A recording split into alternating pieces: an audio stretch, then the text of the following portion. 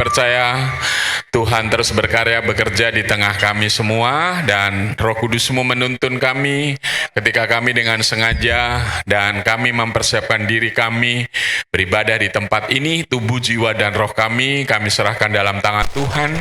Khususnya jiwa dan roh kami akan terus tenggelam di dalam hadirat Tuhan, menikmati berkat rohani yang Tuhan sudah siapkan untuk mengisi kebutuhan jiwa dan rohani kami yang sifatnya kekal, untuk kami bawa di dalam kehidupan yang kekal, untuk kami menikmati kesuksesan selama kami di atas bumi ini ketika kami mendengar firman-Mu dan menjadi pelaku-pelaku firman.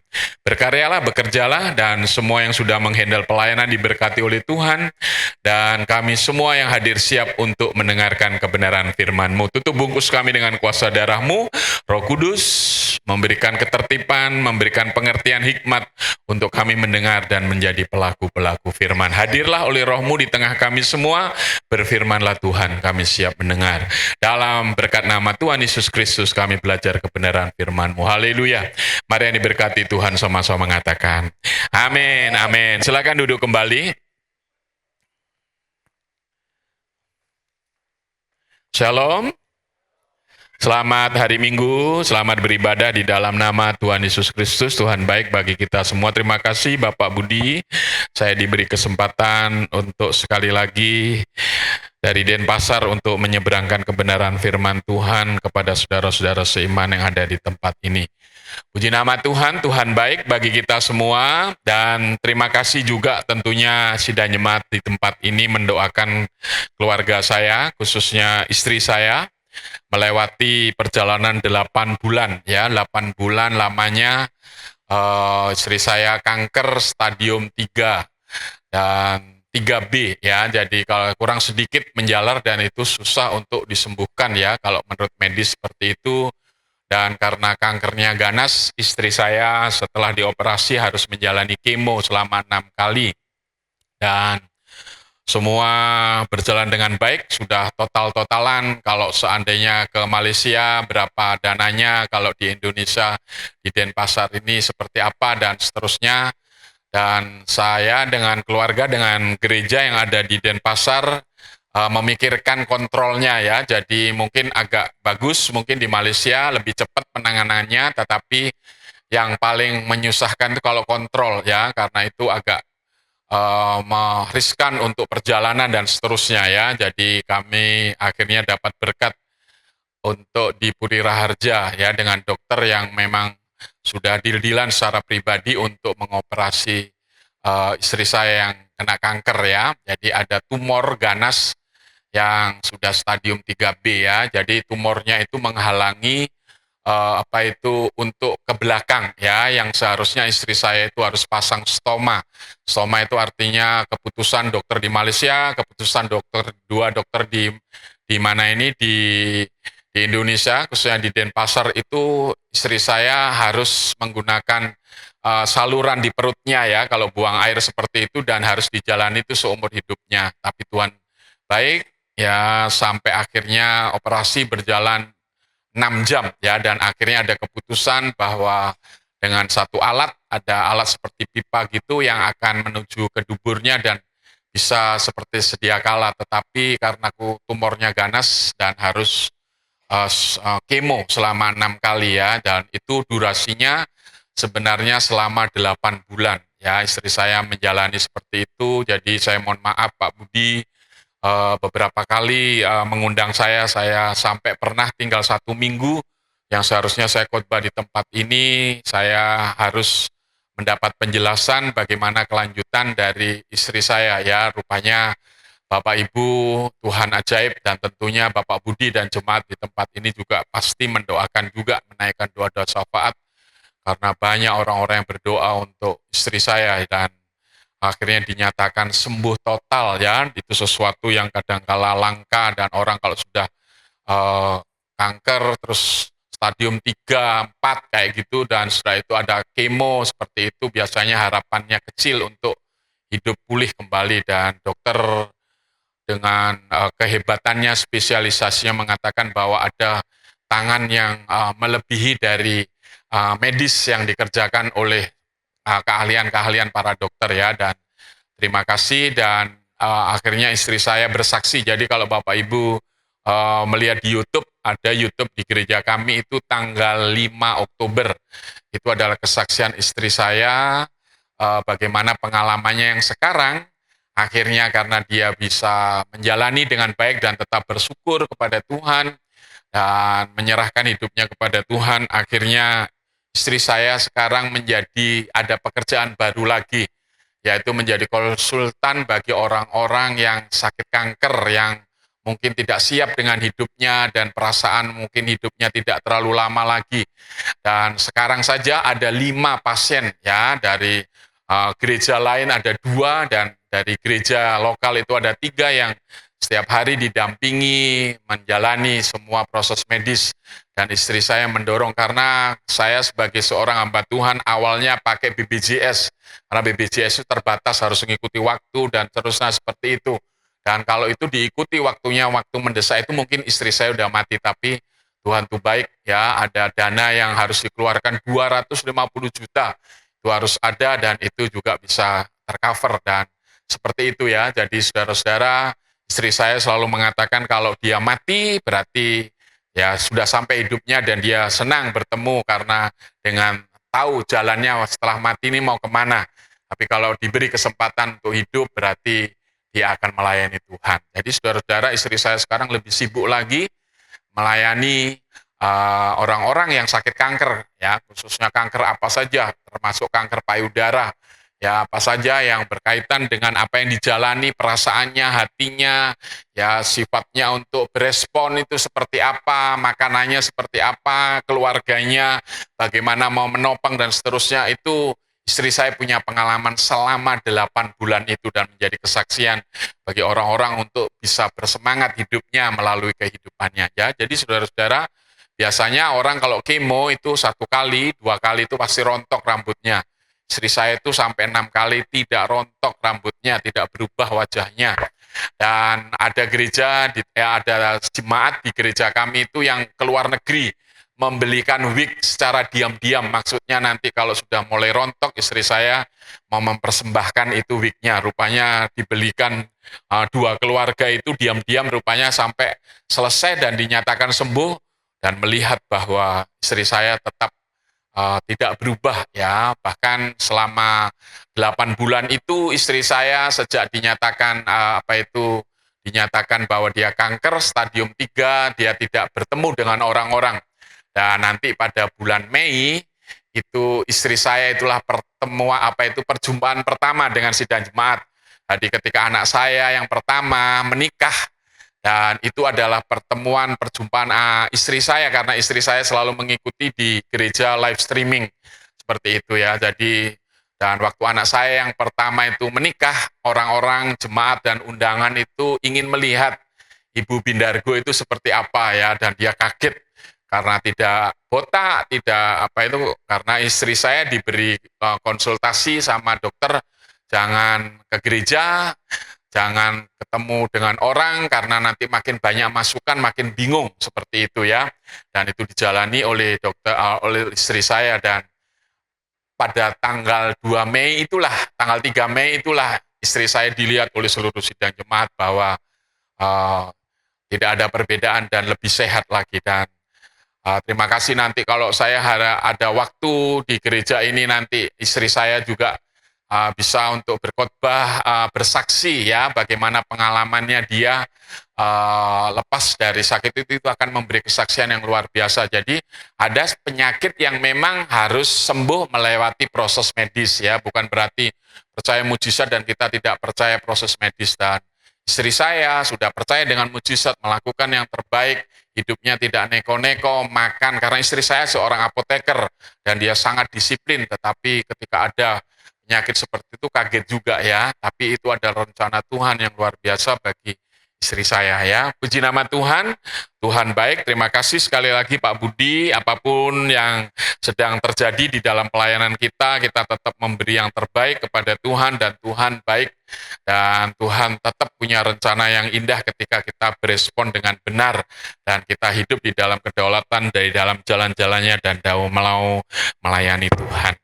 Mari kita akan belajar kebenaran firman Tuhan bersama-sama. Mari kita akan membuka Alkitab kita di dalam kitab Daniel. Terlebih dahulu ya, sebelum PowerPoint-nya satu-satu nanti dibukakan, saya ingin menyampaikan satu kebenaran agak dalam, dan hari ini agak berpikir keras untuk kita berespon, karena saya ingin kita semua melandasi dari kebenaran kisah Daniel dari pribadinya untuk kita praktekkan. Ketika kita ada tantangan, ada penderitaan, ketika kita diproses dalam titik terendah sampai kita menjadi orang sukses, bagaimana kita belajar dari kehidupan Daniel, walaupun di gereja-gereja tertentu kisah Daniel itu diajarkan di sekolah minggu sejak umur 7 sampai 9 itu sudah diajarkan. Tapi saya nanti akan mengajarkan hal-hal yang luar biasa yang saya ingin tunjukkan bagi keluarga-keluarga, khususnya di gereja Betani ini, untuk kita mau berespon dengan benar dan mau mempraktekkan kebenaran firman Tuhan. Mari kita akan membuka di dalam Daniel pasal 1, ya, kita akan membaca Alkitab kita terlebih dahulu. Daniel pasal 1 ayat 1 sampai 8, demikian firman Tuhan. Daniel pasal 1 ayat 1 sampai 8, di istana Babil pada tahun yang ketiga pemerintahan Yoyakim raja Yehuda, datanglah Nebukadnezar raja Babil ke Yerusalem lalu mengepung kota itu. Tuhan menyerahkan Yoyakim raja Yehuda dan sebagian dari perkakas-perkakas di rumah Allah ke dalam tangannya. Semuanya itu dibawanya ke tanah Sinear, ke dalam rumah dewanya. Perkakas-perkakas itu dibawanya ke dalam perbendaraan dewanya. Lalu raja bertitah kepada Aspenas, kepala istananya, untuk membawa beberapa orang Israel yang berasal dari keturunan raja dan dari kaum bangsawan, yakni orang-orang muda yang tidak ada sesuatu celah, yang berperawakan baik, yang memahami berbagai-bagai hikmat, berpengetahuan banyak, dan yang mempunyai pengertian tentang ilmu, yakni orang-orang yang cakap untuk bekerja dalam istana raja, supaya mereka diajarkan tulisan dan bahasa orang Kasdim. Dan raja menetapkan bagi mereka pelabur setiap hari dari santapan raja, dari anggur dan dari anggur yang biasa diminumnya. Mereka harus dididik selama 3 tahun, dan sesudah itu mereka harus bekerja pada raja. Di antara mereka itu ada juga beberapa orang Yehuda, yaitu Daniel, Hananya, Misael, dan Asaria. Pemimpin istana, pemimpin pegawai istana itu memberi nama lain kepada mereka. Daniel dinamainya Belsasar, Hananya dinamainya Sadrak, Misael dinamainya Mesak, dan Asaria dinamainya Abednego. Daniel berketetapan untuk tidak menajiskan dirinya dengan santapan raja, dengan anggur yang biasa diminum raja. Dimintanyalah kepada pemimpin pegawai istana itu supaya ia tak usah menajiskan dirinya, ya. Sampai di situ kalau Bapak Ibu nanti membaca satu perikop ini sampai ayat 21, ayat 21 di situ Daniel ada di sana sampai tahun pertama pemerintahan Kores, ya, sampai di situ ya. Mari kita akan belajar satu kebenaran firman Tuhan tentang pribadinya Daniel, ya. Saya mengambil tema dari khotbah saya, takut akan Tuhan adalah fondasi untuk sukses, ya. Dan kita belajar dari kehidupan Daniel ini, ya. Kalau kita belajar latar belakang yang kita pelajari ini, Babil mengalahkan kerajaan Yehuda dari keturunan Daud.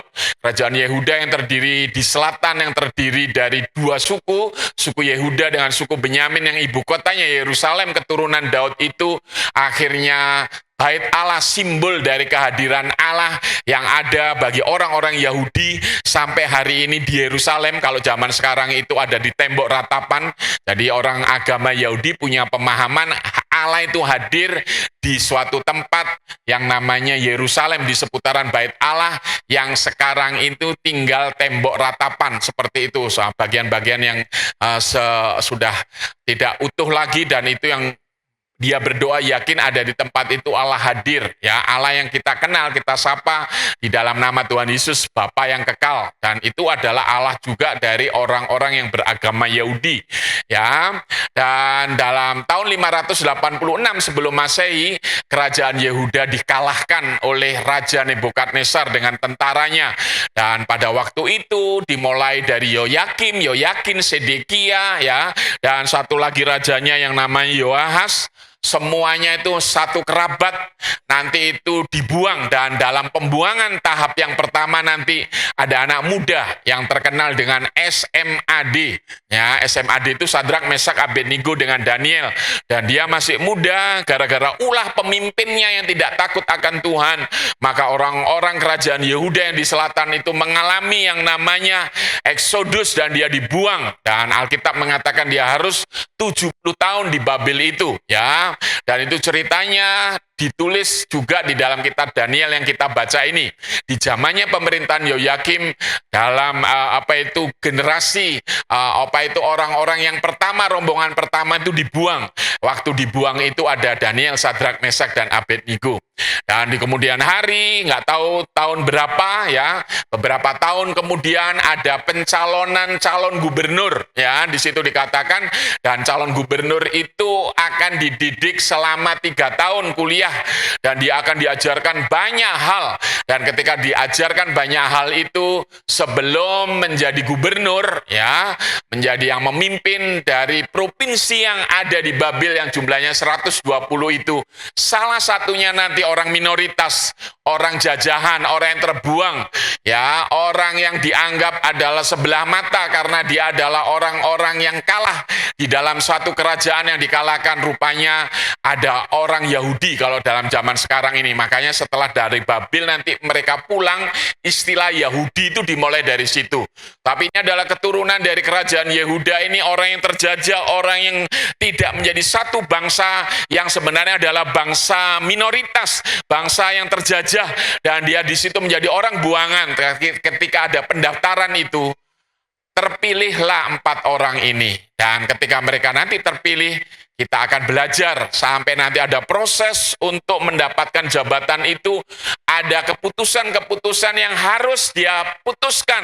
Dan Daniel itu adalah Sadrak, Mesak, takut akan Tuhan. Salah satunya, setiap mereka mau makan pagi, siang, atau sore, mereka harus mengikuti prosesi makan dari biasa yang dipersembahkan kepada dewa, yang itu adalah santapan raja, yang sebenarnya dalam pemahaman orang Yahudi itu dilarang, ya, karena itu menduakan Tuhan.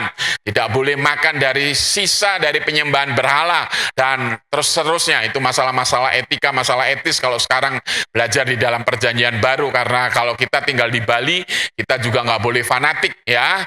Dan kalau kita tahu sesuatu yang itu sisa dari penyembahan dan kita mungkin tidak sejahtera, ya jangan dimakan. Tapi kalau kita kerabat kita di Bali ini, mungkin kita memberikan apa makanan, kalau kita sejahtera makan. Dan kalau saudara mungkin orang lain tidak terserandung, saudara berdoa terlebih dahulu, ya, seperti itu. Jangan kita terlalu fanatik, ya, seperti agama besar di Indonesia ini yang mengatakan haram, halal, dan seterusnya.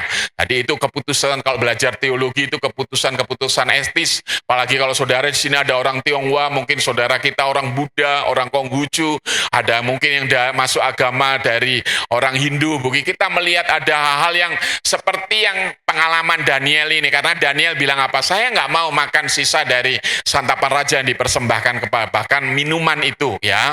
Tapi Daniel kontekstualisasi bahasa sekarang, yaitu dengan hikmat, dengan rendah hati, dan dia dengan pelabur itu koki, dan mengatakan saya ini orang Ibrani, saya nggak boleh makan dari sisa yang dipersembahkan kepada kepercayaan kalian. Boleh nggak saya makan 10 hari ini saja? Saya tetap mengikuti prosesi itu. Setiap mau makan ada upacara itu, ketika bel dibunyikan, musik-musik itu, orang menari mempersembahkan, dan mau makan, saya tetap hadir di tempat itu. Tapi waktu makan tolong 10 hari saya dites.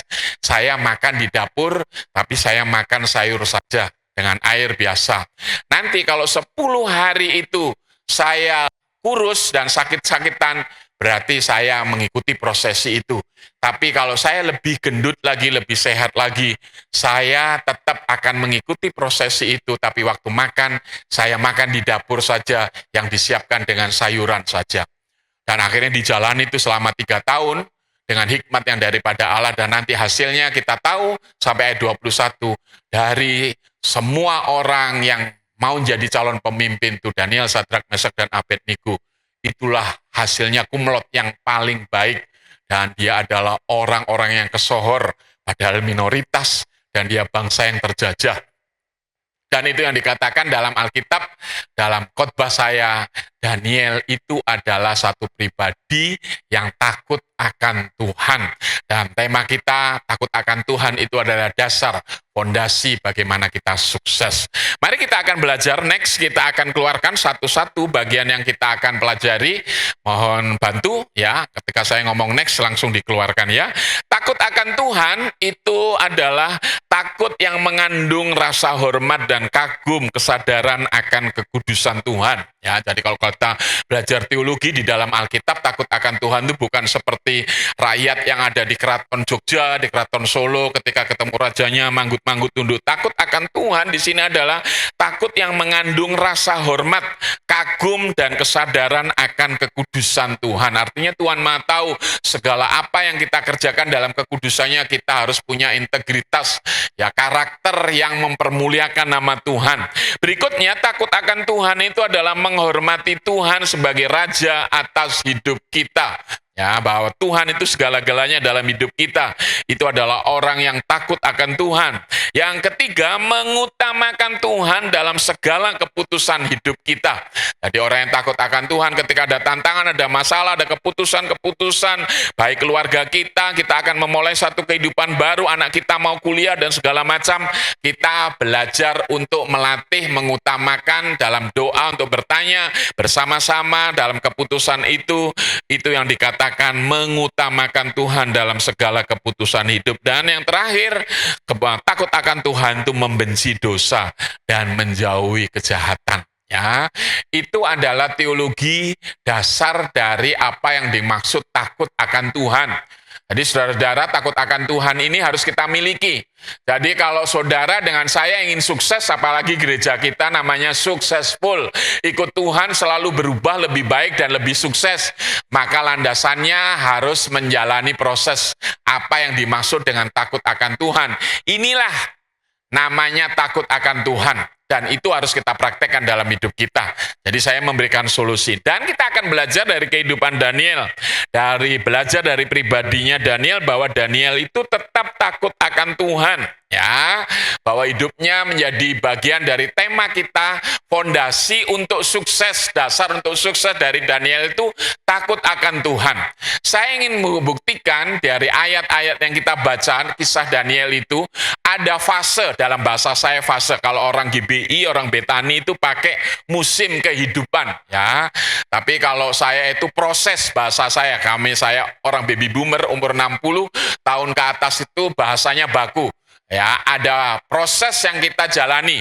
Tapi gereja-gereja zaman sekarang dengan kemodernannya mengatakan ada musim kehidupan yang kita jalani kalau kita mau sukses. Dan ketika Tuhan izinkan musim kehidupan itu terjadi dalam kehidupan kita, takut sama Tuhan nggak? Tetap hidup nggak dalam jalan-jalan Tuhan? Tetap mau mempraktekkan firman Tuhan yang dimaksud takut akan Tuhan itu? Itu yang kita mau pelajari. Ada 4 nanti kita akan pelajari dari kehidupan Daniel. Sampai dia nanti menjadi orang yang sukses, dia tetap mengatakan bahwa pribadinya itu adalah tetap orang yang takut akan Tuhan.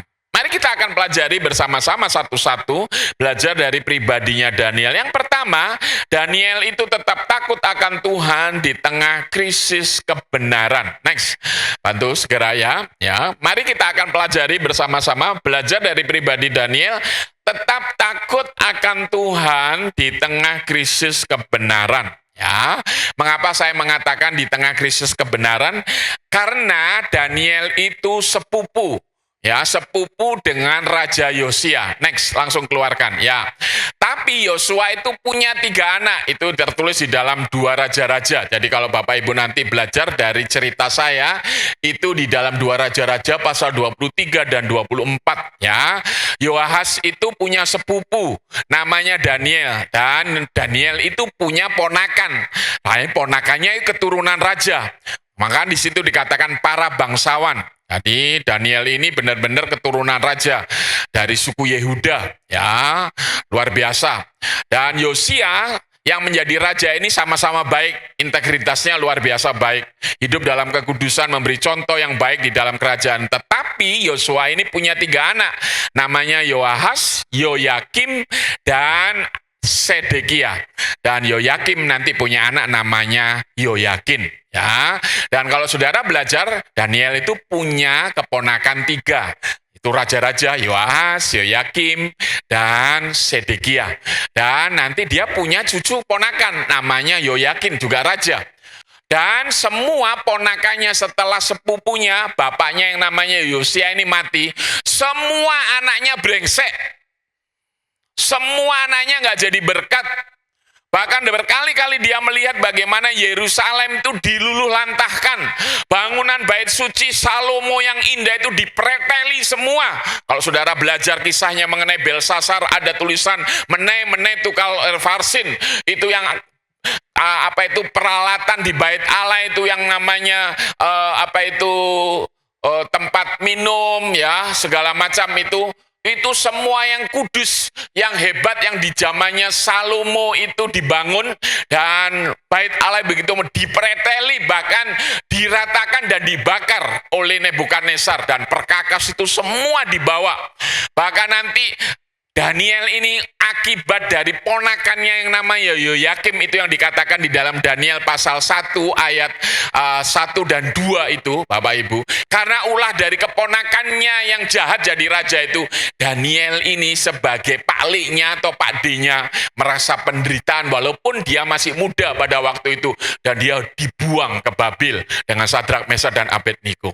Perhatikan ya, Daniel tetap hidup di dalam kebenaran, walaupun di seputarnya itu brengsek semua, nggak sesuai dengan iman percayanya.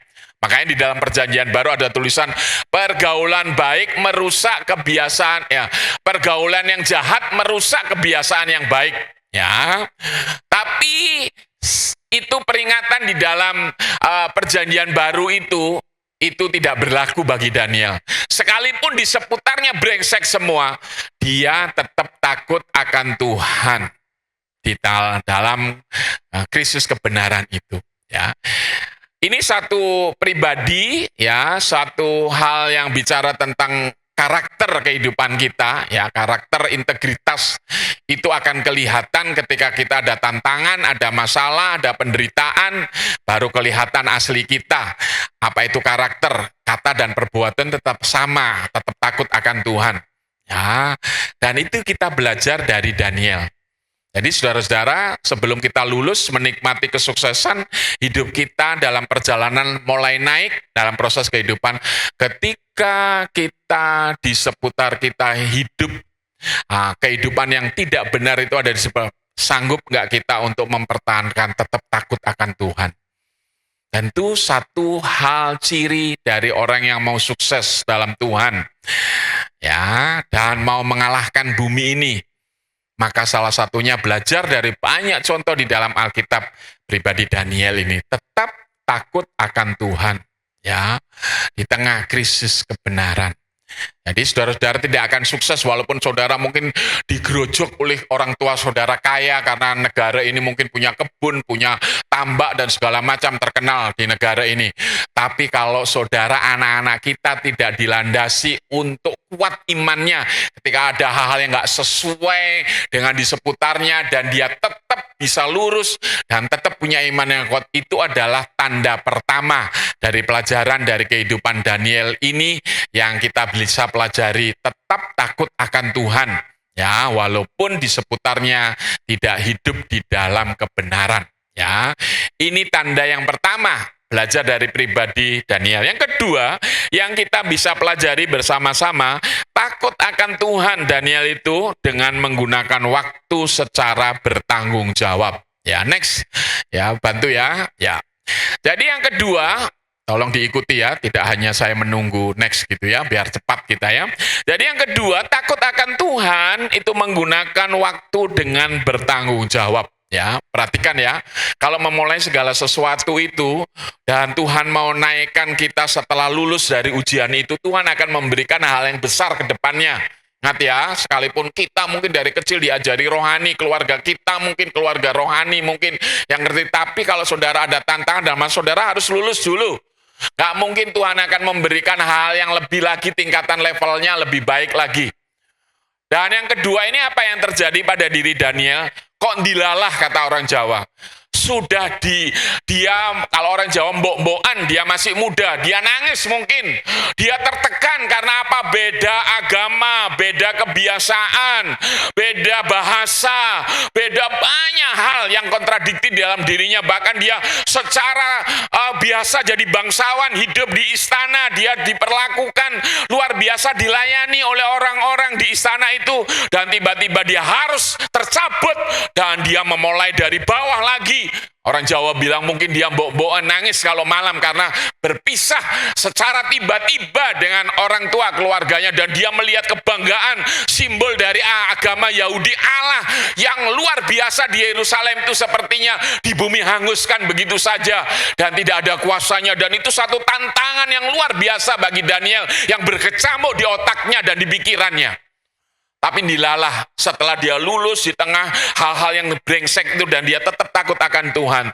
Tuhan izinkan melalui fase berikutnya, musim kehidupan yang berikutnya, yaitu dia harus menggunakan waktu dengan bertanggung jawab. Karena apa? Karena ada kesempatan dia terpilih jadi calon gubernur dan harus belajar selama 3 tahun. Ayat di dalam Daniel pasal 1 ayat 3 dan 4 itu narasi bahasa Indonesianya sederhana. Tapi kalau Bapak Ibu belajar bahasa Ibrani, belajar tentang sejarah, ayat 3 dan 4 itu adalah orang yang super sibuk selama 3 tahun itu ketika dia menjadi calon gubernur. Ya, makanya ada filosofi yang mengatakan seperti ini ya. Saya mudah-mudahan di sini anak-anak muda juga belajar, orang tua yang masih energik, umurnya 30, 40 sekarang masih punya anak-anak kecil dan mungkin punya kesempatan untuk mengubah kehidupannya. Mari kita belajar dari kehidupan Daniel ini. Ya, ada filosofi seperti ini. Next, satu-satu. Orang bodoh membuang kesempatan. Orang biasa menunggu kesempatan. Orang bijaksana mencari kesempatan, orang cerdik menciptakan kesempatan. Ya, ingat ya, teknologi ini mendapatkan hal-hal yang serba instan, cepat. Tapi karena kemudahan kadangkala orang pikirannya pendek.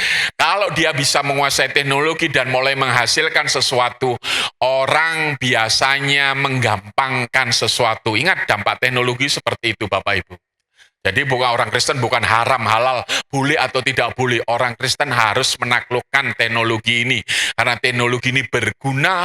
Kalau kita takut akan Tuhan, Roh Kudus ada dalam diri kita, lahir baru, maka hal yang positif dari yang baik dari teknologi itu kita akan ambil untuk diri kita, untuk kalau bicara gereja, untuk kemuliaan nama gereja.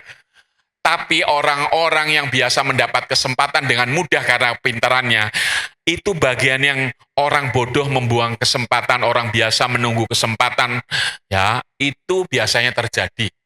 Puas diri. Ingat ya, kalau ada anak-anak muda, ada suami-suami muda di tempat ini, bisa menyanyi sedikit, punya usaha sedikit, ya. Saya di Denpasar itu membimbing orang-orang yang sedang apalagi pasca banjir kemarin. Banyak orang susah pasca banjir itu, yang jualan-jualan itu, yang jualan apa saja itu saya harus dampingi dia, memberikan semangat, gerejanya memberikan sedikit uang untuk memberikan hiburan tanda karena yang di tepi-tepi sungai itu. Sampai ada orang yang jualan yang namanya ayam geprek yang harganya 10.000. Saya dampingi sampai benar ada yang jualan pecel mulai dari harga 8.000.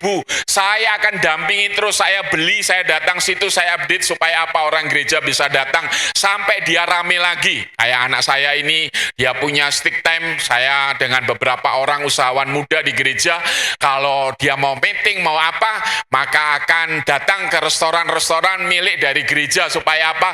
Mereka juga kita update status dengan teknologi ini. Ya. Untuk apa? Sama-sama untuk menikmati. Kalau teman kita bahagia, kita turut bahagia, dan itu gereja harus bisa mendampingi seperti itu. Ya. Tapi ada suku-suku tertentu. Saya ini orang Jawa. Tapi saya juga nggak suka dengan orang Jawa kadang-kala dengan filosofinya. Apa itu filosofinya orang Jawa? Nerimo. Makan nggak makan asal ngumpul. Baru dapat langganan 50 gitu sudah tutup berapa hari. Gimana mau sukses? Ya, ada loh. Orang Jawa itu 7 filosofinya. Salah satunya itu yang berjibaku dengan orang Tionghoa, dengan orang Batak. Ya, kalah terus orang Jawa. Karena apa? Kalah gigih. Ya, karena ada filosofi yang tanpa disadari, nerimo. Ya, oh hari ini kami dapat berkat 200 puji Tuhan daripada nggak ada. Saya sama waktu belajar, saya sampai bergelar MA, bergelar MTH itu, saya hanya kalah dengan orang Tionghoa, dengan orang Batak. Rahasianya apa? Kalau makan malam 1 jam, orang Cina dengan orang Batak ini makan hanya setengah jam dan masuk lagi ke kamar. Untuk apa belajar? Orang Cinanya tambah lagi. Semua orang sudah tidur jam 10 malam, dia masih klutak-klutik. Karena saya orangnya nggak bisa diam, kepo, saya masuk ke orang teman-teman yang orang Tionghoa itu. Rupanya dia bawa ember, bawa air, dan kakinya dimasukkan di ember itu supaya belajar, supaya dapat nilai A. Saya bergelar MA 5 tahun, dia 3 tahun sudah bergelar. Karena apa? Ya dari sononya, etos kerjanya. Jadi kadang-kala, saudara-saudara, kita ini minta berkat, minta apa, tetapi ketika ada kesempatan, kita seringkali membuang kesempatan itu, menunggu kesempatan itu. Ya, jadi semua orang yang di tempat ini, kalau dengar apa yang saya sampaikan, ngomong gitu, saya ingin nyampaikan sebagai dosen kepada saudara-saudara sidang jemaat di tempat ini. Saudara hidup di negara Indonesia yang masyarakatnya majemuk. Ada suku-suku tertentu yang bisa kerja keras dan cepat sukses. Dan saya mau mengatakan ada suku-suku yang kebiasaannya juga mabuk, kebiasaannya sedikit saja langsung terima dan segala macam. Ayo belajar dari kisahnya Daniel ini. Kalau mau sukses, memang benar kita bisa tampil beda awalnya. Tapi ketika diberi kesempatan, hal-hal yang ada di depan kita harus menggunakan seperti kata-kata orang bijaksana mencari kesempatan, orang cerdik menciptakan kesempatan.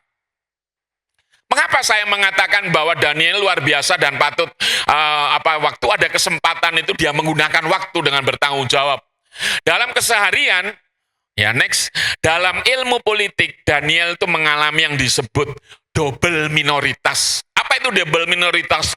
Sebagai bangsa tawanan dan hidup dalam keimanan yang berbeda. Itu satu pergumulan bagi dia.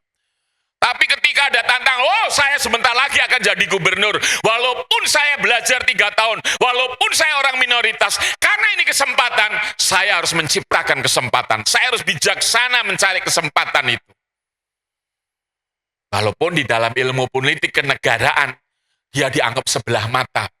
Kasta nomor 2. Saya punya anak rohani, orang Kupang. Kalau sudah dengar orang Kupang gitu, orang kadang-kala gesturnya sudah dan mau ngetawain gitu. Di Bali ini dia salah satu pakar saham. Karena kearifan lokal di Bali ini, semua yang ditunjukkan ke pemerintah itu harus orang Bali. Nama nomor 1 itu kalau ditunjukkan semua departemen itu harus orang Bali. Baru nanti para pendatang ditulis. Anak rohani saya itu sebetulnya nomor 1 berkali-kali. Tapi karena dia pendatang, jadi nggak semua orang suku, ini suku ini pemalas dan segala macam. Kalau dia ngerti firman Tuhan, Ketika dia diuji dalam proses itu dan dia lulus, pasti Tuhan akan berikan kesempatan yang lebih besar lagi ke depannya. Dan dia gunakan itu sebaik-baiknya. Jadi nggak ada orang Kristen itu namanya orang nomor 2, kelas nomor 2 dan segala macam. Kita itu berharga di mata Tuhan. Nah, saya ingin bilang kepada saudara-saudara, itu yang saya katakan dalam bahasa baku saya, tetap takut akan Tuhan menggunakan waktu dengan bertanggung jawab. Ya, dalam keseharian, dalam bahasa ilmu politik, dia mengalami double minoritas. Sebagai bangsa yang ditawan, dan hidup dalam keimanan yang berbeda. Dia tegang tiap hari. Matanya itu melihat sesuatu yang nggak sesuai dengan diajarkan oleh orang tuanya, dengan nenek moyangnya. Bagaimana dia takut akan Tuhan, apalagi dia merantau sebagai bangsa tawanan. Tapi ketika, loh kok dilalah saya, kok dipilih, mau jadi calon yang namanya gubernur. Maka ini kesempatan, dan dia gunakan kesempatan itu. Kalau di dalam narasi, next, di dalam kitab Daniel, di sana dikatakan, Bapak Ibu, di dalam kitab Daniel, kalau kita pelajari bersama-sama, Bapak Ibu, tetap takut akan Tuhan, menggunakan waktu dengan bertanggung jawab. Di dalam ayat 3 dan 4 ada kita kata-kata tulisan. Hanya sederhana kata belajar 3 tahun itu tulisan. Tapi kalau Bapak Ibu senang membaca, seorang dosen itu harus membaca terus. Ya, apalagi saya lulusan jurusan misi. Orang jurusan misi itu harus belajar psikologi, belajar sosiologi, dan senang sejarah, dan suka menghafal. Dan ketika kita belajar tulisan, itu Daniel itu bukan orang pengangguran, Bapak Ibu. Karena Daniel di situ dikatakan, di Alkitab hanya ditulis tulisan, tapi itu belajar kepercayaan Babil, belajar mitos, belajar kesusastraan hikmat, belajar resep pengobatan, belajar resep rumus dalil ilmiah dan astronomi. Semua tata surya dengan bintang dan segala macam yang bersangkut paut dengan keimanan, bersangkut paut dengan kepercayaan orang Persia. Itu semua dipelajari dan itu bukan sesuatu yang mudah. Dan dia harus lakukan itu selama 3 tahun. Dan kata-kata yang berikutnya ada kata-kata bahasa. Next.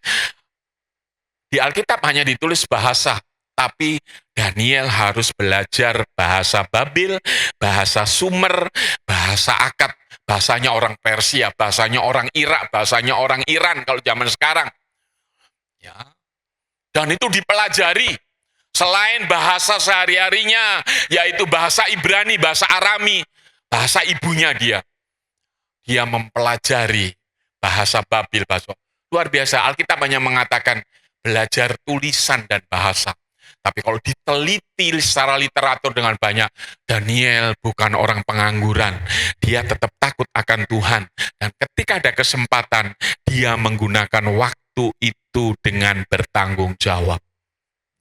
Yang ketiga, yang saya ingin tunjukkan kepada saudara, tetap takut akan Tuhan dalam mengambil keputusan untuk masa depan hidupnya. Next, kita akan belajar yang ketiga yang kita akan pelajari, tetap takut akan Tuhan dalam mengambil keputusan untuk masa depan hidupnya. Ya.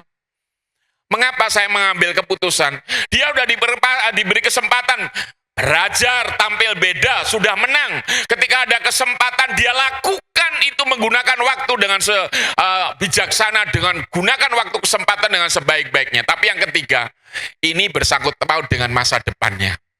Saya kalau ngikuti acara menyembah kepada dewa dan makan sisa makanan dan minuman anggur yang biasa daraja, saya kalau ngelawan ketetapan itu, kesempatan di pelupuk mata mau jadi gubernur, jadi menteri itu akan hilang. Tapi kalau saya ngikuti yang namanya ritual itu, saya melawan ketetapan Allah dan tidak takut akan Allah. Daniel tidak arogansi. Daniel kontekstualisasi. Daniel diberikan hikmat kalau dalam dunia perjanjian baru.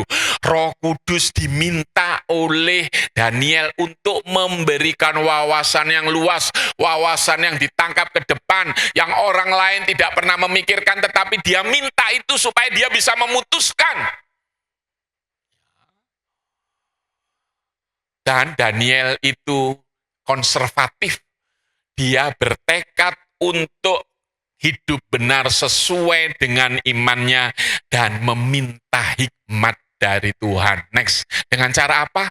Dengan cara ngobrol, membangun relasi dengan yang namanya pelabur. Pelabur itu kokinya itu nggak seiman, tapi nggak tahu kedekatannya bagaimana. Dia bisa berdiskusi dan minta deal-dealan dan mengatakan, saya ini orang Yahudi, saya ini orang Ibrani, saya ini nggak boleh punya kebiasaan itu, bisa minta tolong ya pada pelaburnya seperti itu. Jadi saya mau mengatakan, kadangkala ketika kita meniti karir, anak muda di tempat ini, saya 13 tahun di Sumatera Utara, Bapak, itu banyak hal-hal yang kadangkala saya bikin geleng-geleng ketika saya ada di sana. Dulu namanya Abdiel Sitorus, tapi karena dia mau mendapat jabatan dari pimpinan bank pemerintah, salah satunya Bank Bukopin, ya. Dan ketika namanya tiba-tiba karena untuk mendapat itu Muhammad Abdiel Sitorus. Ketika ngambil keputusan waktu mulai jaya gitu, berani meninggalkan Tuhan. Dan ada satu pelajaran bagi saya, hanya nunggu 3 bulan orang yang ketika mendapatkan jabatan dari satu pemerintahan itu, 3 bulan kemudian dia di Depok naik kereta api itu ditabrakkan oleh mafia dari orang-orang Medan yang tidak bisa membayar, dan dia hanya 3 bulan masuk surga dia.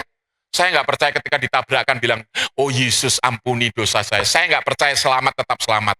Ketika kita sudah selamatkan, pegang itu keselamatan seumur hidup kita dengan takut akan Tuhan. Dan ini seringkali terjadi, termasuk di Belimbing Sari ini juga.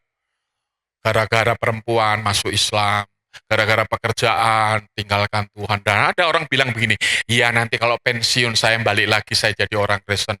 Jangan sembrono. Karena dia pakai ayat, itu yang di sebelah salib Tuhan menjelang mati, kan dia percaya kepada Tuhan, pakai ayat itu. Saudara, kita nggak tahu mati kapan dipanggil oleh Tuhan. Kita nggak punya. Dan ini satu pelajaran bagi anak-anak muda semua. Anak-anak kita, para orang tua. Ketika anak kita jadi selebritis dan segala macam. Luar biasa. Saya mau mengatakan, kadang-kala tahap yang ketiga ini, ya, seringkali anak-anak Tuhan gagal. Tampil beda hebat. Hidup dalam kekudusan hebat. Bahkan menggunakan waktu mau belajar bisa tampil beda dan dia mengerjakan. Tapi ketika ngambil keputusan untuk sukses itu, kadangkala tidak seperti yang dilakukan oleh Daniel. Daniel membangun relasi. Dia ketika memutuskan, dia konservatif, minta hikmat dari Tuhan. Bertekad untuk tidak menajiskan dirinya. Dan ketika bertekad itu, dia minta hikmat. Dan ketemu dengan pelabur, koki, tukang masak itu. Dan mengatakan, boleh enggak? Kalau saya nanti kurus 10 hari makan itu, maka berarti Allah yang saya sembah itu adalah Allah yang enggak penuh kuasa. Saya akan ikuti itu. Tapi kalau saya nanti tetap gendut dan saya gemuk dan sehat, maka saya tetap mengikuti prosesi itu, tetap hadir dalam prosesi walaupun ada kata-kata dong dong dong, musiknya seperti itu, hong wilaheng wilaheng wilahong seperti itu, dan orang menyembah gitu, dia tetap ikut di ruangan itu. Tapi waktu makan, dia nggak mau makan dari situ. Dia tetap minta yang namanya sayuran itu, minta hikmat dari Tuhan. Orang Kristen itu ketika ngambil keputusan nggak perlu pertentang-pertenteng. Orang Kristen nggak perlu ada backing, ada orang kuat. Minta hikmat kepada Tuhan dalam mengambil keputusan. Dan kita belajar dari kehidupan Daniel ini. Betulnya ada 4. Yang satu itu ketika dia sukses nanti. Ketika dia jadi menteri, ketika dia menjadi orang ketiga, setiap mengartikan mimpi selalu mengatakan apa? Ini datangnya dari Tuhan. Ini bukan dari kehebatan saya. Mulutnya selalu ngomong Tuhan ketika dia sukses. Luar biasa, saudara-saudara. Dari cerita ini, saya ingin tunjukkan hasil dampak dari takut akan Tuhan. Saya ingin tunjukkan sekarang hasilnya. Mengapa saya mengarahkan menggebu-gebu untuk saudara bayar harga. Untuk saudara menjalani proses. Dalam bahasa orang Betani. Mau mengikuti musimnya Tuhan dan bayar harga. Maka kita akan belajar dampaknya, hasil dari takut akan Tuhan itu seperti apa. Mari kita akan pelajari. Next, yang pertama, hasil dampak takut akan Tuhan. Yang pertama, Tuhan mengirim orang yang mengasihinya. Perhatikan, kemanapun pergi Daniel dikelilingi orang yang mengasihinya. Jadi saudara-saudara, ingat ya, jangan ganggu pekerjaan Tuhan. Jangan main-main para orang tua dengan pekerjaan Tuhan. Apa saja yang kita gunakan, lakukan sekarang akan bersangkut paut dengan keturunan kita. Gak seterusnya anak kita di kota negara ini. Mungkin nanti akan ke Jepang, mungkin ke Surabaya, kemana saja. Kalau anak kita mau mujur, langkahnya panjang. Dari sekarang belajar untuk takut akan Tuhan. Para orang tua supaya apa? Keturunan kita langkahnya panjang. Kemanapun anak kita pergi, selalu ada pintu terbuka. Ada orang-orang di seputarnya yang mengelilingi, mengasihi anak-anak kita. Mulai dari kos-kosan, mulai dari pekerjaan, mulai teman main, dan segala macam.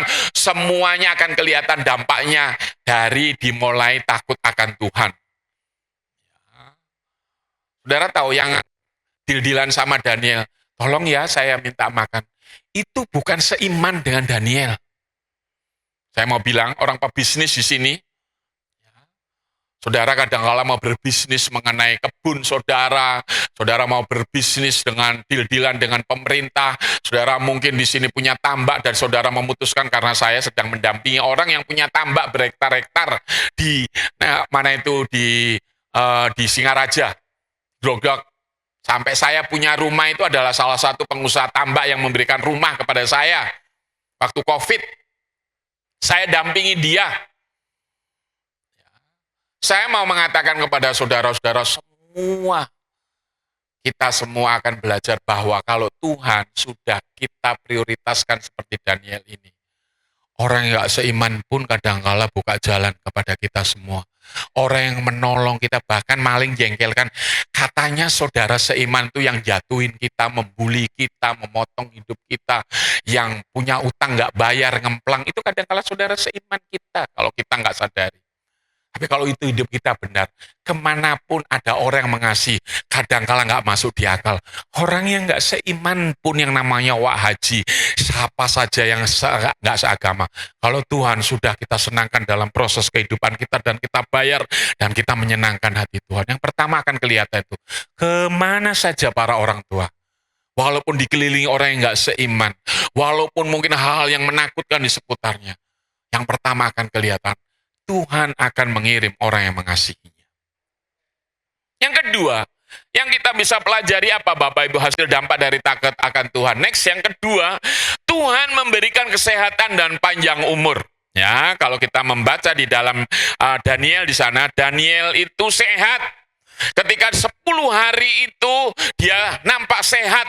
Kalau Bapak Ibu membaca Daniel pasal 1, pasal ayat 21, Daniel itu teman-temannya sudah mati. Kerajaan Babel sudah habis. Ada kerajaan Media, ada kerajaan Persia yang namanya Kores. Kores itu turunan istrinya salah satu nanti Esther itu, Ahasveros. Ya, Artasasta zamannya Nehemia itu adalah orang-orang Persia yang disebut Koresi.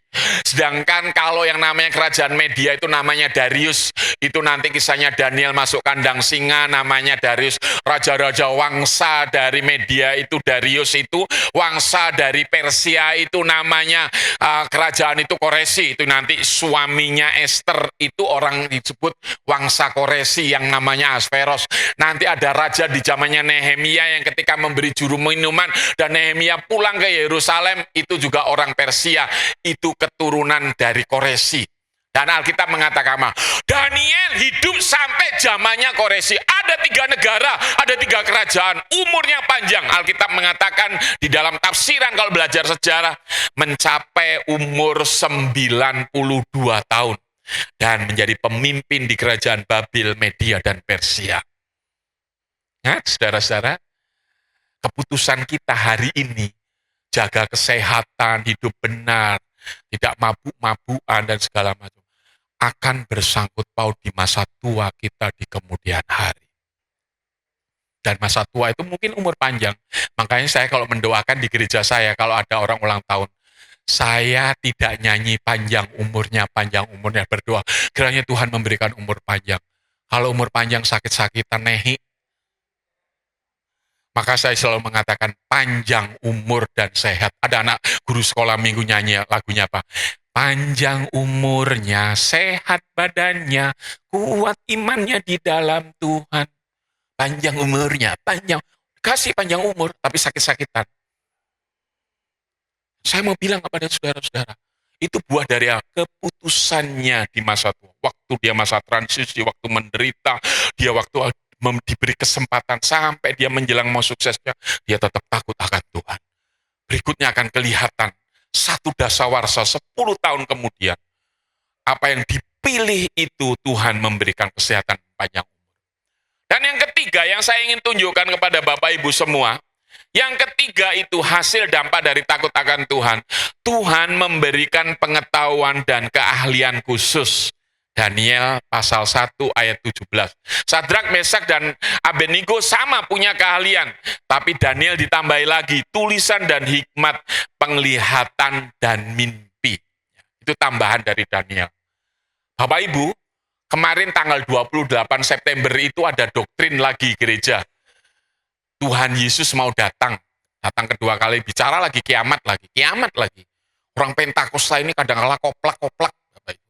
Saya ini orang aliran Pentakosta, Bapak Ibu. Dosen, walaupun saya lulusan dari Protestan, Bapak Ibu. Saya itu jengkel sama orang Pentakosta, Bapak Ibu. Dan Bapak Ibu tahu, Daniel itu dikatakan, Alkitab mengatakan, selain diberikan Tuhan yang namanya tulisan dan hikmat, Daniel itu diberikan penglihatan dan mimpi. Bapak Ibu kalau membaca Daniel nanti pasal 7 next, tunjukkan di situ. Pasal 7 ayat 19 sampai 25 dan Wahyu 13 ayat 1 sampai 17 ayat 12.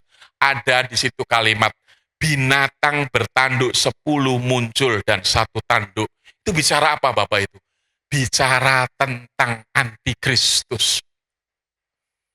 Jadi di Babil nanti mati, ada kerajaan yang namanya Media Persia. Setelah Media Persia ada kerajaan yang namanya Yunani. Setelah Yunani nanti ada namanya kerajaan Romawi.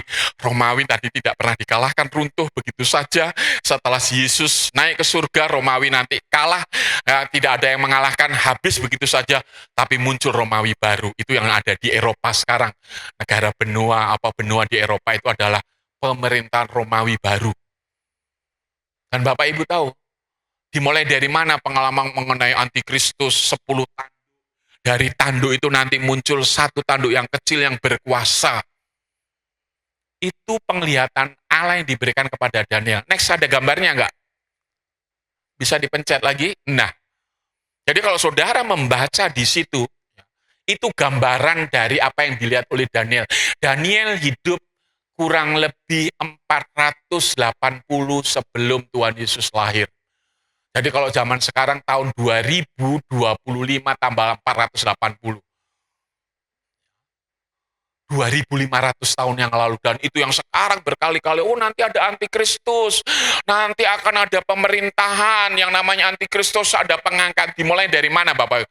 Dimulai dari Daniel yang belajar takut akan Tuhan, dan dia diberikan penglihatan dan mimpi. Dan itu tafsiran sampai gereja pecah berkali-kali. Kapan Tuhan datang? Nanti kalau antikristus datang, ada pengangkatan. Kalau kita ada penganiayaan baru, kita ngikuti penganiayaan baru. Ada macam-macam penafsiran. Itu dimulai dari kitab Daniel. Dan 10 tanduk itu Bapak Ibu, itu yang disebut masyarakat ekonomi Eropa. Pak Bindargo, masyarakat ekonomi Eropa itu ada 14. Sekarang ada 14 dulu. Katanya Alkitab 10 tanduk. Dari 10 tanduk itu muncul satu. Rupanya kalau dipelajari dari masyarakat ekonomi Eropa itu, dari 14 itu 3 ada suku, bahasa, dan kebiasaan yang sama. Sembuk dan apa, itu ada 3 yang sama bahasanya. Dan persis 10. Dari 10 tanduk itu nanti yang akan menguasai bumi. Jadi kalau saudara belajar mengenai sejarah, Israel itu kalau kitab Yeskiel nanti akan kalah dalam perang, dikalahkan oleh Gog dan Magog, dan dia baru berseru percaya kepada Tuhan, baru nanti ada kiamat. Itu kitab Yeskiel. Tapi kalau kitab Daniel akan muncul dulu yang namanya kepala tanduk 10 ini. Dan dia akan menguasai bumi dan menganiaya anak Tuhan. Itu yang dikatakan kalau gereja kami tabernakel, besok yang nggak ada 666, nggak bisa berjual beli, waktunya mati, nggak bisa mati. Gerejanya seringkali nakut-nakuti sampai orangnya kalau ke gereja itu serius sekali ibadahnya. Tapi Bapak Ibu tahu, itu dimulai dari mana? Daniel. Dan dari 10 itu muncul satu tanduk. Dan satu tanduk di dalam kitab Wahyu dikatakan, tanduk yang kecil itu singgasananya di 10 gunung. Mulailah nafsir orang Pentakosta. Tafsirannya apa? Di Eropa yang kota dikelilingi 10 gunung itu kota Roma. Makanya orang Pentakosta kadang-kadang nggak belajar teologi dengan benar. Antikristus itu paus. Kan menghina orang Katolik. Padahal nggak ada orang Protestan kalau nggak ada orang Katolik. Jangan sok-sokan orang-orang aliran Pentakosta lagi. Nggak ada orang Pentakosta kalau nggak ada Protestan. Saya mau mengajak kepada saudara-saudara semua yang ada di tempat ini. Itu yang dikatakan bagian-bagian yang menarik. Penafsiran naga ular tua itu tanduk kecil tadi, itu yang namanya iblis, itu mau memberi kuasa kepada antikristus yang akan menguasai dunia dengan satu politik, satu perdagangan, satu mata uang. Sekarang sudah ada mata uang, apa namanya di Eropa? Apa nama di Eropa? Apa? Euro. Sudah digenapi. Satu perdagangan. Nanti masyarakat ekonomi akan ada satu raja dan tanduk kecil yang dikatakan itu muncul, pusatnya kotanya di 10 gunung, kota itu dikelilingi. Kalau saya mau ditanya sebagai dosen, sopo itu Pak Bindargo? Kota Roma. Saya nggak mau bilang paus, saya nggak mau bilang Perdana Menteri Itali. Kota Roma antikristusnya. Itu saja tafsirannya. Dan kalau itu sedang terjadi, mata uang euro dan segala macam, mulai kebiasaannya sama, dipersatukan dagangnya dan segala macam. Kita harus lebih dekat dengan Tuhan. Jangan ngambean, jangan puri-purian. Jangan suka pecah-pecah dan segala macam, mau melayani dan segala macam. Ayo fokus menjangkau jiwa-jiwa, karena kalau sudah terjadi kayak gitu, Tuhan segera mau datang. Kita nggak tahu, tapi Tuhan memberikan tanda-tanda umum untuk kita. Sudah nggak pernah menjangkau jiwa-jiwa, berterima kasih karena kita sudah diselamatkan oleh Tuhan. Dan masyarakat Eropa di situ, perhatikan 14 negara ME di Eropa, Prancis, Italia, Jerman, Denmark, Irlandia, Inggris, Yunani, Spanyol, Portugal, Turki, Belanda, Belgia, Luxembourg, dan Austria. Dan ada 4 negara itu yang kebiasaannya sama, budayanya sama, bahasanya sama, adat istiadat sama. Belanda, Belgia, Luxembourg, dan Australia itu ada di lingkungan. Itu satu. Dan kalau di total dari 14 itu 10. Dan itu pas dengan firman Tuhan. Jadi ini bukan dongeng Bapak Ibu. Jadi kalau jadi orang Kristen jangan bilang gini, kata Pak Pendeta, kata Alkitab. Dan kita harus belajar. Mohon maaf Di, saya agak lama ini. Harus kenceng saya khotbah pada saudara-saudara. Bagian yang berikutnya yang saya tunjuk, yang keempat, dampak yaitu apa? Daniel itu 10 kali cerdas dari semua orang berilmu di Babel. Di sana dikatakan, jadi dia 10 kali lebih cerdas SMAD. SMAD itu Sadrak, Mesak, Abednego, dan Daniel. Jadi saya pakai filosofi kayak gini, kalau bicara generasi itu Bapak Ibu. Next, di situ dikatakan apa? Tidak heran keluarga anak Tuhan dengan keturunannya cerdas dan sukses. Ini yang saudara harus jawab sebagai dosen saya. Yang mengherankan, kalau kita tiap hari kata yang takut akan Tuhan, anaknya blegedes, dagang narkoba, dan segala macam. Jadi saya heran.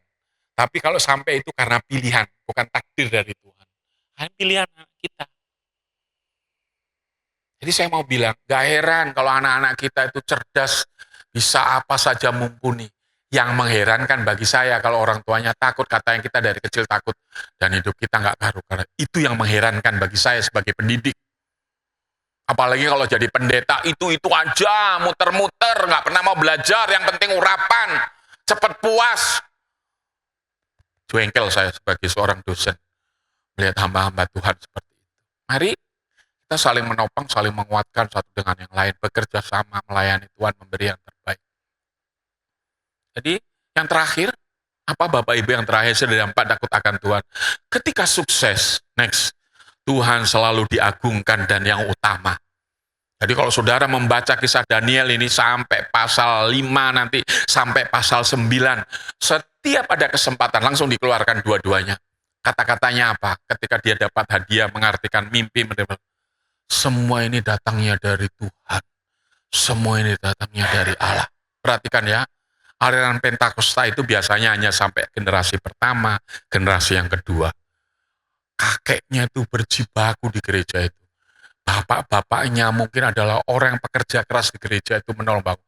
Cucunya yang rusak. Kalau saya dulu jadi gembala kaum muda di GPT Baitan itu, saya melayani generasi cucu. Hari ini tiba-tiba saya di Sydney, hari ini bisa di Perth, hari ini saya ada di di Cina, ngomong gitu. Itu dulu kalau melihat cucu-cucu yang berhasil mengajak saya, Pak Bin, Om Bin, saya nggak bisa tidur, saya ingin refreshing, ayo ke Singapura 2 hari. Itu kalau lihat ke belakang, bapaknya, kakeknya, neneknya itu adalah orang-orang yang takut akan Tuhan. Jangan saudara main-main loh dengan pekerjaan Tuhan. Dan saya ingin katakan, kita belajar dari kehidupan Daniel ini. Dan orang Pentakosta itu paling seru apa? Waktu miskin, waktu susah, dia ke gereja Pentakosta, nangis-nangis, ingusnya kalau berdoa sampai keluar. Setelah kaya, udah, saya malu, nangis-nangis. Saya pindah, sudah selesai dari aliran Pentakosta. Menyedihkan ya, saya harus belajar dari kitab Daniel.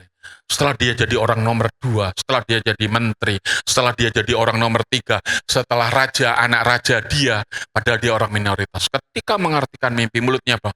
Saya bisa mengartikan karena Tuhan saya. Selalu kata-katanya, tetap takut akan Tuhan. Dari Tuhan. Saya harus berkewajiban kepada aliran Pentakosta, Bapak Ibu. Kalau waktu susah menderita itu berjuang itu. Di gereja kami itu ada toko HP di depan gereja kami. Di Jalan Teguh Umar itu Bapak Ibu. Waktu Pak Firmanyu jadi gembala Bapak Ibu tahu. Ibadahnya 3 jam Bapak Ibu. Ada doa pagi, ada kebaktian kaum pria bisa datang. Ibadah 3 jam itu bisa datang. Tapi ketika dia sukses dia bilang apa? Om saya pindah om. Masih mending dia mau, masih dihormati karena dia pindah. Kenapa pindah? Boyok saya sakit karena ibadahnya 3 jam. Dulu waktu kere 3 jam itu bisa Bapak. Ngeri kan? Saudara perhatikan anak saudara yang merantau. Setelah bapaknya, ibunya di negara ini berjuang, tapi anaknya. Generasi ketiga itu generasi yang paling menakutkan Bapak. Saudara lihat kisahnya hakim-hakim itu. Musa itu berjuang untuk mengeluarkan Yosua itu menetapkan tanah. Setelah punya tanah di situ, itulah zaman hakim-hakim. Semua orang-orang Delaware kata orang Jawa. Tapi Tuhan dengan kesetiaannya datang menolong. Tuhan menolong seperti itu. Dan gak boleh terjadi. Dan saya harus ngingatin. Kalau saudara, orang tua kita, kakek kita takut akan Tuhan. Kalau kita sekarang generasi cucu, hati-hati. Karena punya kecenderungan untuk meninggalkan Tuhan. Itu yang di aliran Pentakosta. Ketika sukses, dia pindah ke gereja yang lainnya. Dan merasa bahwa saya sudah selesai di tempat gereja itu. Dan itu yang saya lagi di gereja aliran Pentakosta. Kita belajar dari Daniel. Waktu susah tetap cinta Tuhan, takut akan Tuhan. Waktu ada di proses tetap takut akan Tuhan. Tetap ada kesempatan takut akan Tuhan. Sampai sukses tetap mengatakan ini semua karena Tuhan. Dan tetap takut akan Tuhan. Di mana kita nangis di gereja itu, kita sukses di gereja itu, kita tetap membesarkan bersama-sama. Kiranya Tuhan akan menolong dan memberkati kita semua. Dan firman-Nya ini mendorong, memotivasi kita. Kalau kita, orang tua di tempat ini mungkin datar-datar saja. Kelihatannya belum signifikan dari apa yang kita takut-takut. Ingat, kita belajar dari Daniel. Ketika anak kita merantau dimanapun, anak kita akan menikmati. Keturunan kita akan menikmati kehidupan yang lebih baik. Karena orang tua yang takut akan Tuhan. Dan Tuhan akan menolong kita dan memberkati kita semua. Mari kita berdiri bersama-sama, kita berdoa, kita datang kepada Tuhan. Haleluya. Terima kasih Tuhan, Tuhan baik bagi kita semua. Terima kasih.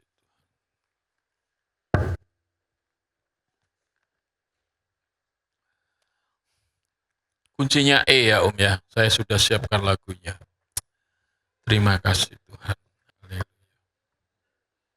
Mari kita berdiri bersama-sama, kita datang kepada Tuhan. Saya lupa lagunya judulnya. Bukan dengan kekuatanku ku dapat jalani hidup ini, dan kita akan berdoa, kita datang kepada haleluya. Amin, haleluya. Terima kasih.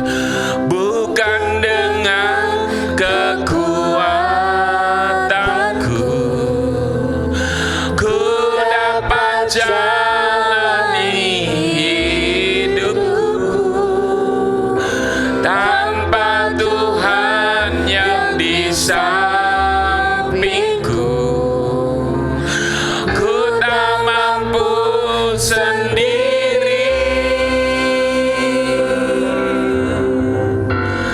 Engkaulah kuatku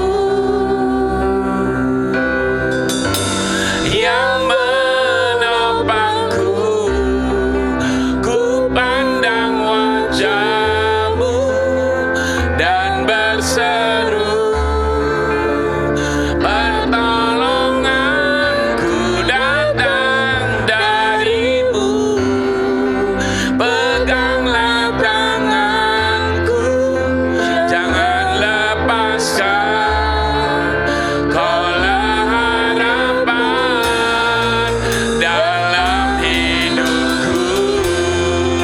Ku pandang wajah-Mu dan berseru, pertolonganku datang dari-Mu.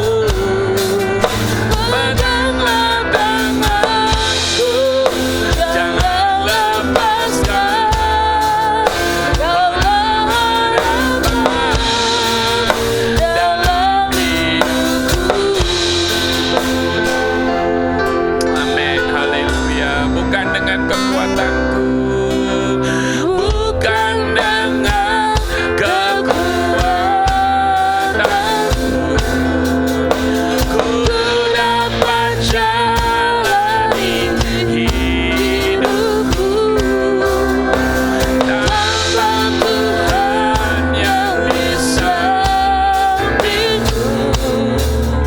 Ku tak mampu sendiri,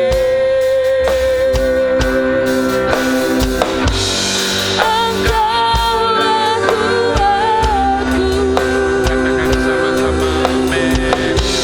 Yang menopangku, ku pandang wajah-Mu dan berseru, pertolonganku datang dari-Mu. Peganglah tanganku, jangan lepaskan. Kaulah harapan dalam pandang wajah-Mu. Ku pandang wajah-Mu dan berseru, pertolonganku datang dari-Mu.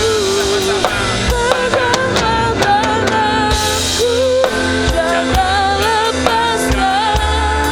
Kaulah harapan dalam hidupku. Kaulah harapan dalam hidupku. Kaulah harapan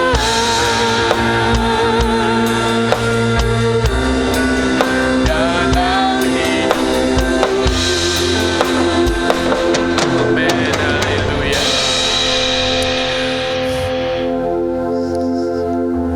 Kita mau meresponi firman Tuhan ini dengan benar.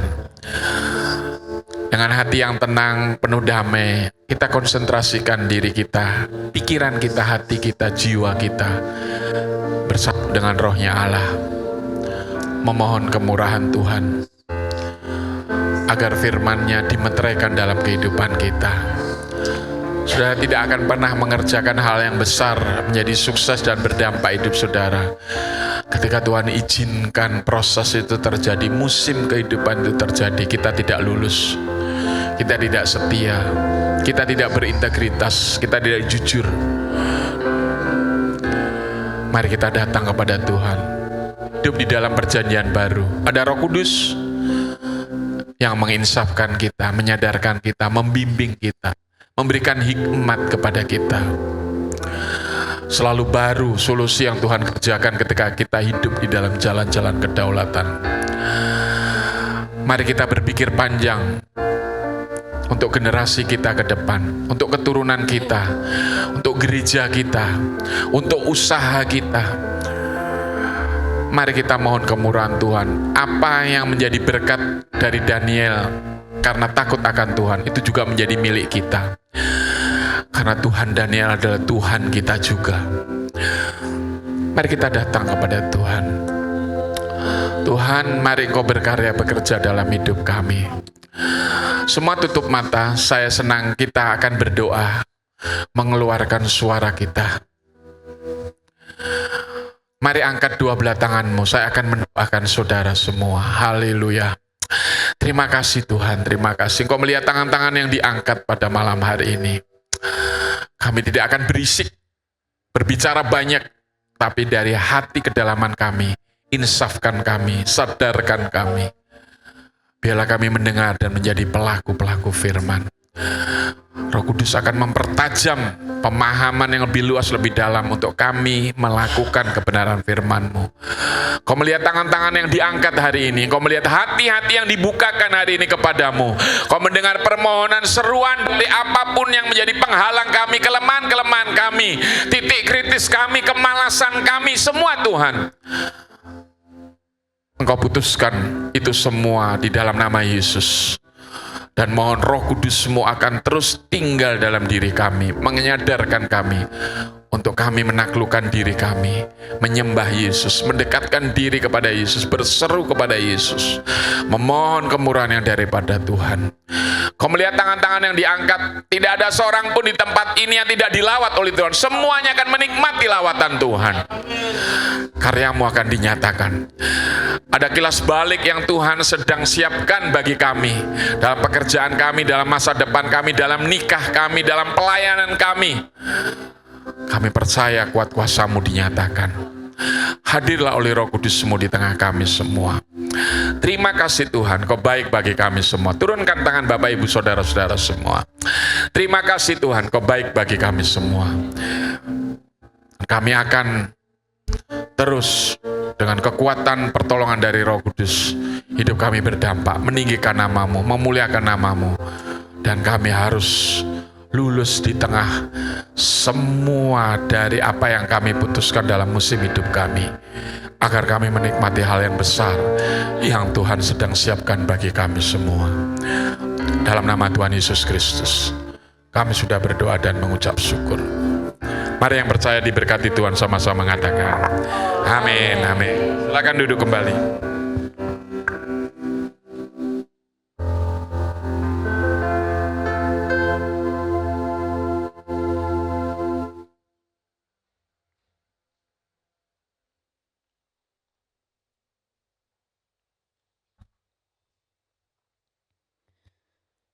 Puji Tuhan. Siapa yang diberkati oleh firman Tuhan hari ini? Haleluya. Kita semua tentunya diberkati oleh firman Tuhan hari ini.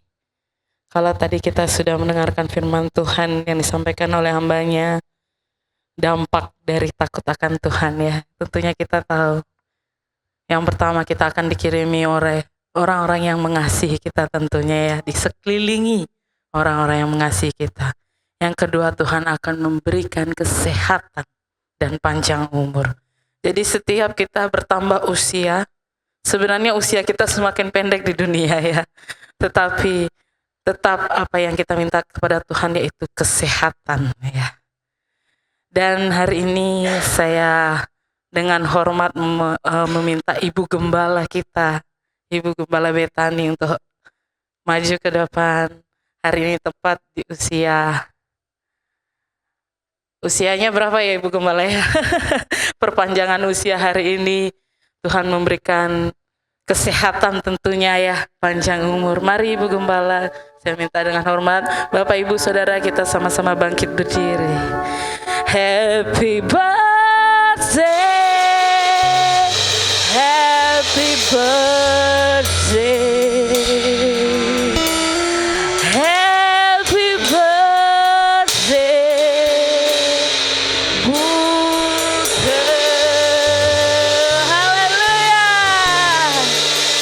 Happy birthday to you. Happy birthday to you. Happy birthday.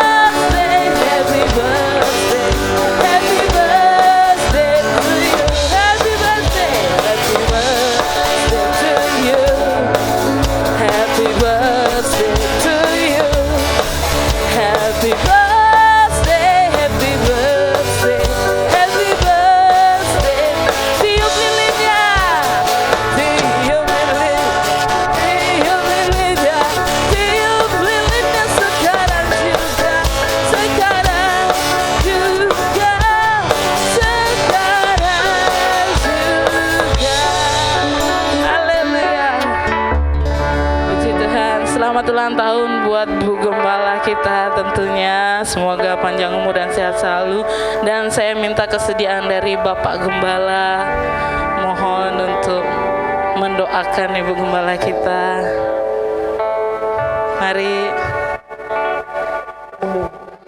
Bapak Ibu kita tetap bangkit berdiri ya.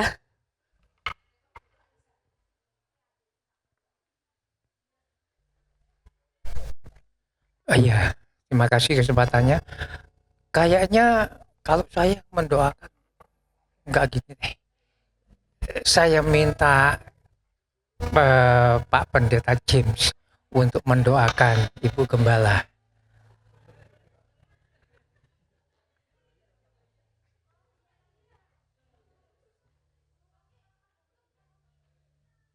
Kalau saya tiap malam sudah saya doakan.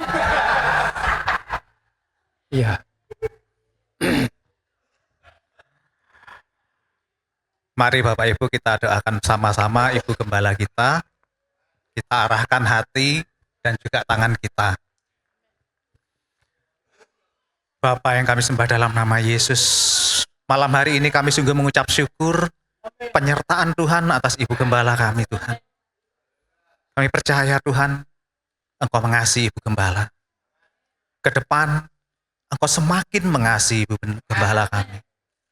Tambahkan Tuhan berkat kesehatan atas beliau, hikmat kebijaksanaan sebagai Ibu Gembala, sebagai menopang pelayanan daripada Bapak Gembala, dan gereja ini secara keseluruhan. Apapun yang menjadi cita-citanya Tuhan, tilik dari ketinggian-Mu, dan biarlah Engkau berkenan memberkatinya Tuhan.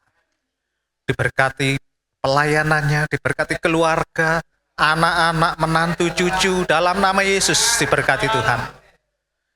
Berkat kesehatan terus Tuhan tambahkan atas beliau. Terima kasih Tuhan. Kami percaya segala yang terbaik Tuhan sudah rancangan atas Ibu Gembala. Dalam nama Yesus kami berdoa. Haleluya. Amin. Bapak Ibu, kami persilakan duduk kembali. Kami mengucapkan banyak terima kasih kepada hambanya yang sudah jauh datang dari Denpasar ya.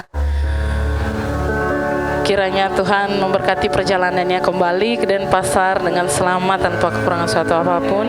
Dan tiba saatnya kita akan memberikan persembahan dan sekaligus mendengarkan pengumuman kepada petugas. Pelayan yang bertugas kami persilakan.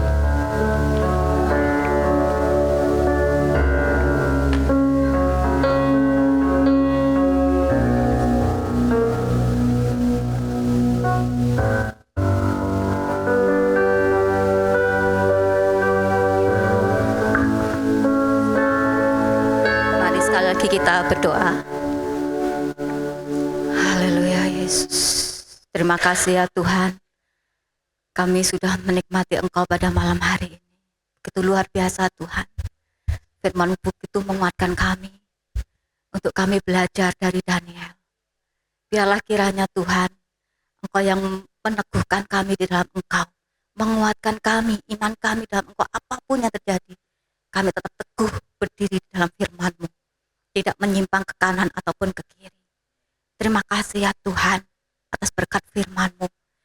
Bapa, kami serahkan Tuhan, kami berdoa buat Bapak Pendeta Bindargo. Biarlah kiranya semakin Kau pakai beliau lebih lagi di dalam pelayanan, di dalam Tuhan, dalam pekerjaan, dalam rumah tangga. Biarlah kira semakin Kau berkati, Kau urapi, Kau jamah, Kau pakai dengan luar biasa sehingga banyak jiwa-jiwa, banyak domba-domba yang semakin boleh mengenal Engkau lebih lagi ya Tuhan melalui pelayanan beliau.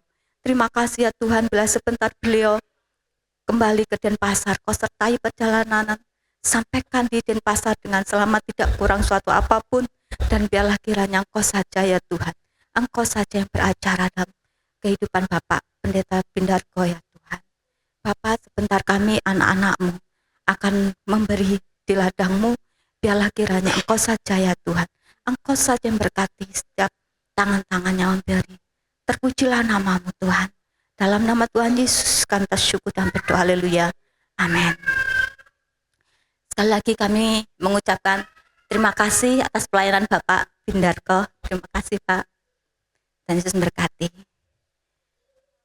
Kami mengucapkan selamat datang bagi Bapak, Ibu, Saudara sekalian yang mungkin baru pertama kali ada di tempat ini beribadah bersama kami. Mungkin ada? Baik, kalau umpamanya ada, kami menunggu minggu-minggu berikutnya untuk kembali di tempat ini beribadah bersama kami. Saya akan membacakan jadwal sepekan. Hari Rabu pukul 7:30 akan ada ibadah FA Family Altar di gereja. Hari Sabtu doa malam pukul 18.30 atau 6:30 di gereja dan dilanjutkan dengan latihan musik. Hari Minggu besok itu kita disertai oleh perjamuan kudus. Persiapkan hati kita untuk menerima perjamuan kudus. Ibadah raya dan dilanjutkan dengan ibadah sekolah minggu 6:30. Tambahan pengumuman, dikarenakan perayaan Natal yang sudah dekat, gereja memberikan kesempatan mungkin bagi Bapak Ibu sekalian yang mengambil bagian di dalam aksi Natal. Ini bukan janji iman loh ya. Kita nggak bikin janji iman, karena kita nggak usah berjanji, karena itu akan membebani jemaat. Jadi ini namanya aksi Natal yang akan diserahkan atau dikumpulkan kepada bendahara gereja, yaitu Ibu Levi. Demikian pengumuman. Terima kasih, Tuhan Yesus memberkati.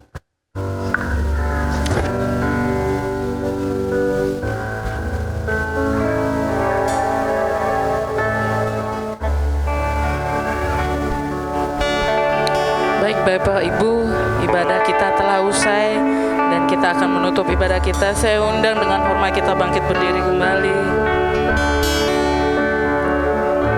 Aku punya Tuhan yang besar, yang tak berjanji dan sanggup menggenapi imanku.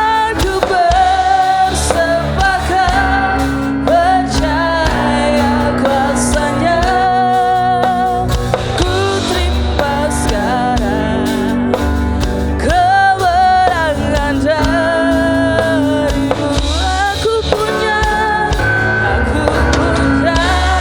Tuhan yang besar. Kami punya Tuhan yang besar, yang tak berjanji dan sanggup menghadapi imanku. Bersepakat percaya kuasanya, ku terima sekarang kemenangan darimu.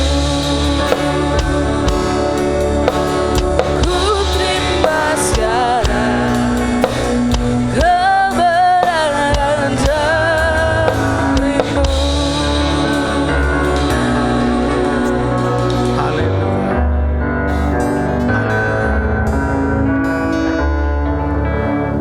Bapa yang kami sembah dalam nama Yesus, sungguh kami mengucap syukur Tuhan.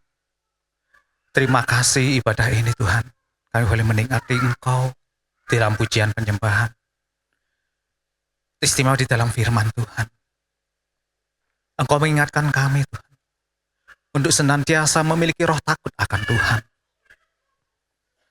Dan mengaplikasikannya senantiasa di dalam roh takut akan Tuhan, sekalipun sekeliling kami bahkan mungkin tidak sependapat atau meremehkan. Tetap di dalam takut akan Tuhan, di dalam menggunakan setiap waktu-waktu kami secara bertanggung jawab. Demikian tetap takut akan Tuhan di dalam setiap pengambilan keputusan tentang masa depan pekerjaan kami, anak-anak kami, pelayanan kami, keluarga kami. Kami percaya Tuhan, di dalam takut akan Tuhan, Jemaat Betani dibawa naik dan naik menuju kesuksesan. Dalam nama Yesus, terima kasih Tuhan.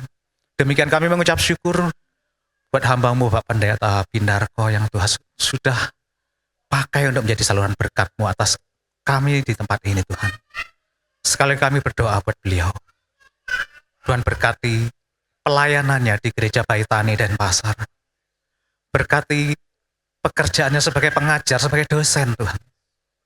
Apapun yang dikerjakan, pakai Tuhan, lebih heran lagi, lebih dahsyat lagi untuk hormat kemuliaan nama Tuhan. Dan kami boleh melihat, Engkau sudah menunjukkan penyataan-penyataan-Mu yang heran dan ajaib, bahkan melalui kesaksian istri beliau. Terus Tuhan, nyatakan atas kehidupan beliau. Berkati anak-anak, berkati segala apa yang dikerjakan buat berhasil beruntung dalam nama Yesus. Demikian sebentar perjalanan kembali ke kota Denpasar, penyertaan Tuhan, perlindungan Tuhan, pemeliharaan Tuhan, menyertai perjalanan beliau. Menibakan di rumah dengan selamat, tidak kurang satu apapun, dalam nama Yesus, dalam nama Yesus. Terima kasih ya Bapak. Malam hari ini kami juga bersehati Tuhan, berdoa membawa bangsa kami Indonesia.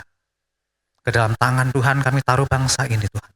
Para pemimpin bangsa kami, Bapak Presiden, Wakil Presiden, Panglima TNI, Kapolri, Tuhan berkati dengan roh takut akan Tuhan. Berikan hikmat-Mu di dalam memimpin bangsa ini, dalam setiap keputusan-keputusan yang dibuat. Biarlah adalah keputusan-keputusan yang dilandasi oleh takut akan Tuhan.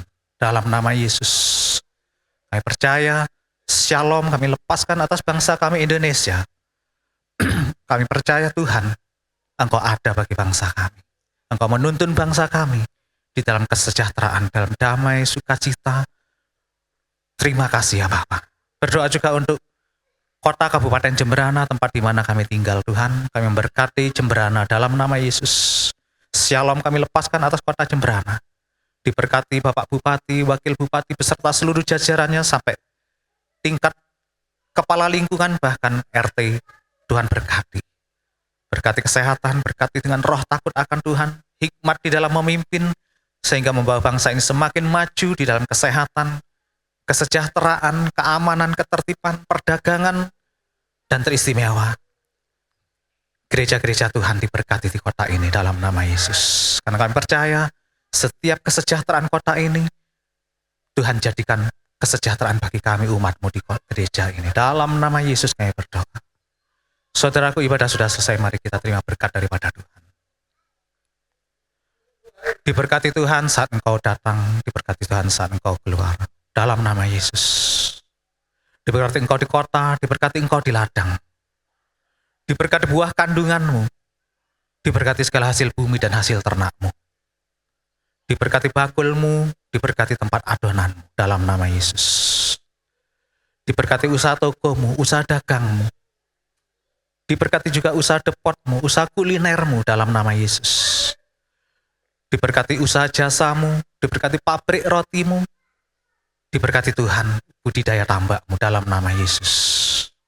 Saudaraku, apapun yang engkau kerjakan, Tuhan menjadikannya berhasil dan beruntung dalam nama Yesus. Tuhan pun memberkati kesehatan dan pendidikan. Tuhan menghendaki engkau tetap naik dan naik, menggenapi setiap destiny Tuhan atas pribadi luas pribadi di tempat ini. Dalam nama Yesus. Tuhan pun menghendaki engkau tetap menjadi kepala dan bukan ekor. Dalam nama Yesus. Saudara, mari kita pulang. Membawa segala kemenangan, damai sejahtera, serta penyertaan dari Allah Bapa, Allah Putra, Allah Roh Kudus. Dari saat ini sampai Maranatha, Tuhan Yesus datang kedua kali. Yang sudah diberkati, sama-sama katakan amin. Selamat malam, Tuhan Yesus berkati.